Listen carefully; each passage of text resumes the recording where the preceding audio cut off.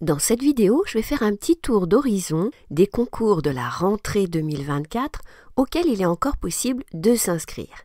Alors, ces concours, ils sont de nature très variée.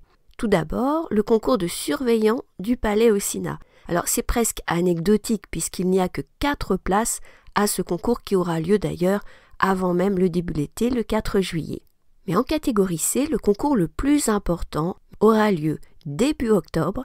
C'est le concours commun organisé à la fois par la Direction générale des finances publiques et par la Direction générale des douanes.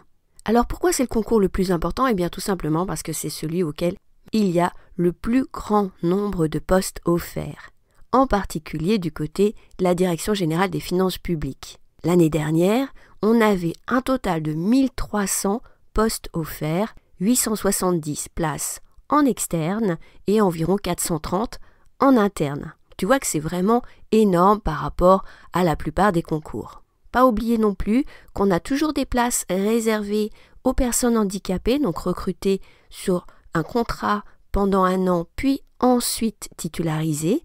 Pour le concours de la DGFiP catégorie C, il y a eu 93 places de ce type l'année dernière. Alors c'est un concours où il y a beaucoup de places, mais c'est aussi un concours où il y a beaucoup de candidats. Comme toujours, quand tu regardes les statistiques, tu regardes les présents et surtout pas les inscrits, mais même par rapport aux présents, on a beaucoup de candidats.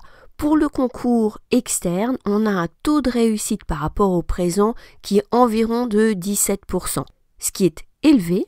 En général, la moyenne elle est plutôt autour de 10%, mais néanmoins ça veut dire qu'il faut quand même se préparer.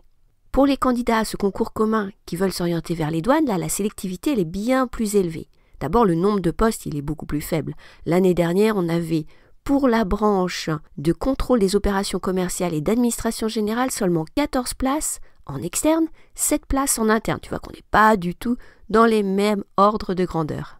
Pour ce qui est de la branche surveillance, on avait quand même plus de places, 240 au total, 120 en externe et 60 en interne. Mais évidemment, ça va être un concours plus sélectif. Alors, je vais mentionner ici aussi le concours d'inspecteur des finances publiques. Alors le concours d'inspecteur des finances publiques, il a lieu à 2 dates séparées entre externe et interne. On aura d'abord le concours interne avec des inscriptions qui ouvrent début juin et des épreuves qui commencent mi-septembre. Là aussi, beaucoup de places offertes. Là aussi, un nombre élevé de postes, même si c'est quand même moins que pour le concours de catégorie C. On a eu en 2022 en interne 284 reçus et un taux de sélectivité qui est quand même de 10%, donc relativement sélectif. On aura ensuite le concours externe un peu plus tard à la rentrée.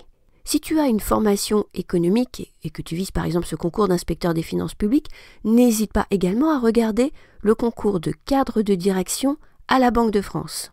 Alors, il y a beaucoup moins de postes offerts, il y en avait 27 en 2023 et il faut un niveau master. Mais néanmoins, si c'est le cas, ça peut être intéressant.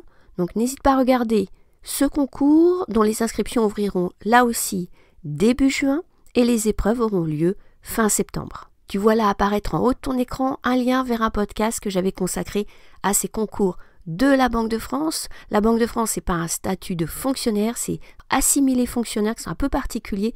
Donc n'hésite pas à cliquer sur ce lien pour avoir plus d'informations. Enfin, on a les concours de secrétaire des affaires étrangères en catégorie A et de secrétaire de chancellerie en catégorie B. Ils auront lieu fin septembre, début octobre. Là, on est sur des concours très très sélectifs, il ne faut pas se le cacher. 14 postes en externe l'année dernière pour secrétaire de chancellerie, 8 postes pour secrétaire des affaires étrangères pour le cadre d'Orient et 8 postes également pour le concours de secrétaire des affaires étrangères pour le cadre général. Donc tu vois que là on est sur des concours extrêmement sélectifs, mais si tu es intéressé par la carrière de diplomate, eh bien n'hésite pas à t'inscrire, à t'informer et je te mets là aussi un lien vers une vidéo sur les concours pour devenir diplomate. Alors je n'ai pas parlé dans cette vidéo des concours de la territoriale puisque le principal concours qui a lieu à la rentrée en novembre je crois, c'est attaché territorial. Pour ce concours, les inscriptions sont closes, mais si tu te passes, n'hésite pas à t'abonner à la chaîne parce que je reviendrai régulièrement au cours de l'été sur les épreuves du concours, sur les sujets possibles, etc.